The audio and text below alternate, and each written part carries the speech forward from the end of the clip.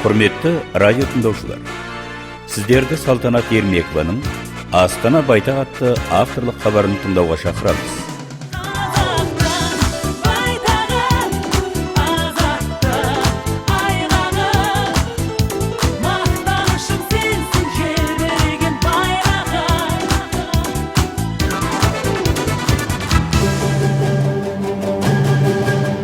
Армысыздар, құрметті радио тыңдаушылар. Хабарымыздың кезекті санын бастаймыз. Соғыс жылдарында Ақмола өңірінде мәдени өмір тоқтатылмай, одан әрі жаңғырыла берді. Мәселен, 1943 жылы Ақмола облысы орыс драма театры өз жұмысын одан әрі жандандыра түсті. 20 ғасырдың 30 жылдары театр группасы осы аймаққа жер аударылып келген орыс актерлермен 40 жылдары Украинадан көшірілген Ворошиловград театрының артистерімен толықты. Бұл кезеңде Арбузов, Горький, Гоцци, Друцци, Корнейчук, Симонов, Сафронов, Шекспир шығармалары қойылған. 1943 жылдан 55 жылға дейін театр жанында қазақ бөлімі жұмыс істеген. 1966 жылы театрға Сермягин бас режиссер болып келіп, сахнаға Булгаков, Гальдони, Кальдерон және қазақ драматургиясы туындылары сахнаға шығарылды. Ақмола өңірінде атақты мәдени қайраткері, қазақтың атақты жазушысы Ильяс Есенберлин өзінің алғашқы шығармашылық қадамын басқан. Ильяс Есенберлин қазіргі Ақмола облысы Атбасар жерінде туған. Ол 1940 жылы Қазақ мемлекеттік Тау-Кен институтын бітірген. Ол Отан соғысына қатысқан. Мен 1915 жылы Атбасар қаласында туылдым. Бұл қала қазір Целиноград облысы жатады, Ақмола өңіріне жатады. Барлық шағымда есте қалған адамдардың көбі қазір жоқ. Есімде Тайжан ақын қалды, әнші Қапан Соқыр қалды. Атбасардың бұлар белгілі кісілері болады. Сондай-ақ Бескез атты бір палуан есімде қалды. Бертін келе 29 жылдары Атбасарға келген Қызылжардың педагог техникумының артистер труппасы болады. Олар 29 жылы жазды күні шілде кезінде Атбасар жәрмеңкесіне келіп, тамаша пьеселер қойды.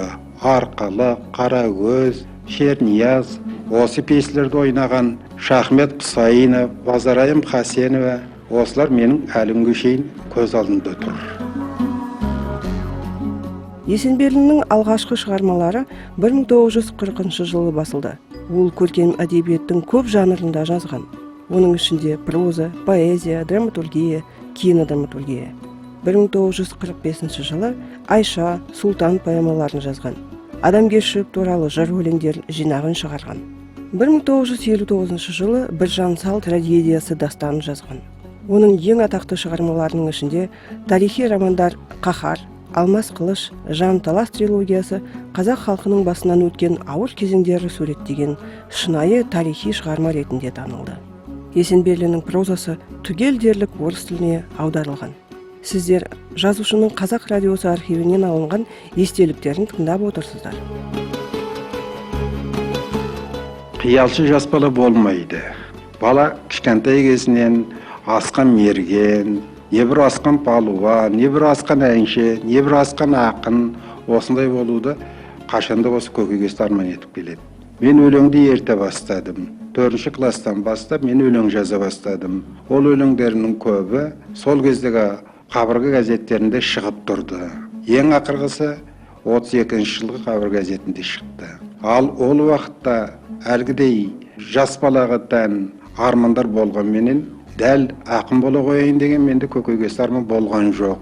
Тұрмыс қиын болатын, кезең қиын болатын. Қазақ даласында инженерлік, Тау-Кен өнерлерінің үлкен дамып жатқан кезі.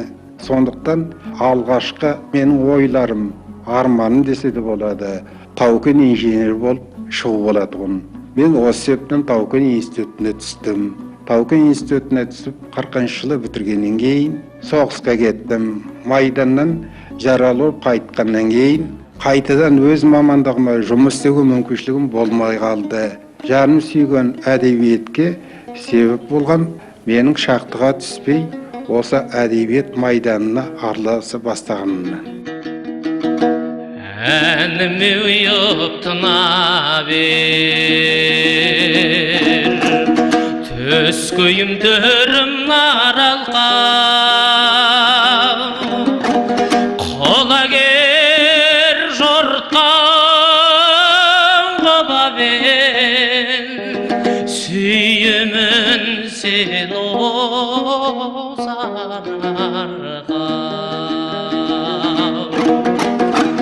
Қолагер жортқан қобабен, сүйімін сен озарға.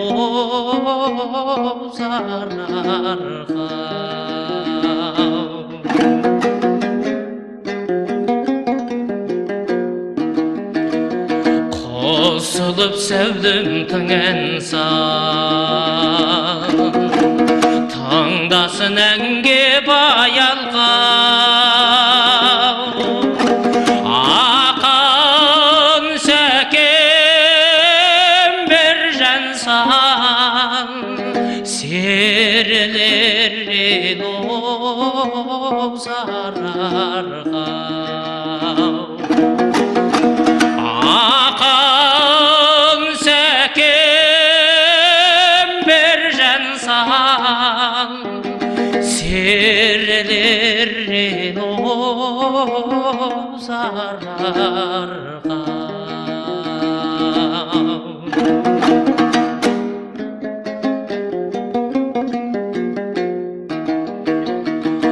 Қуаныш қайға бел көрген, ізінде жүзі саялға.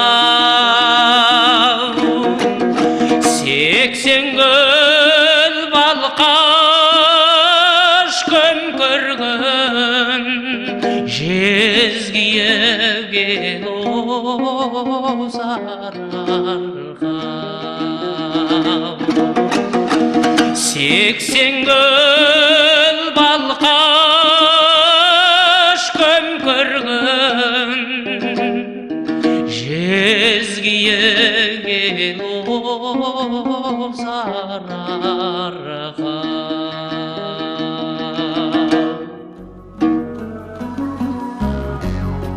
Оның үстіне Ақмолада тағы да көптеген мәдени ошақтар ашылып, жұмыс істей берген. Олардың арасында Ақмола облыстық мемлекеттік архиві, Ақмола облыстық тарихи-өлкетану мұражайы.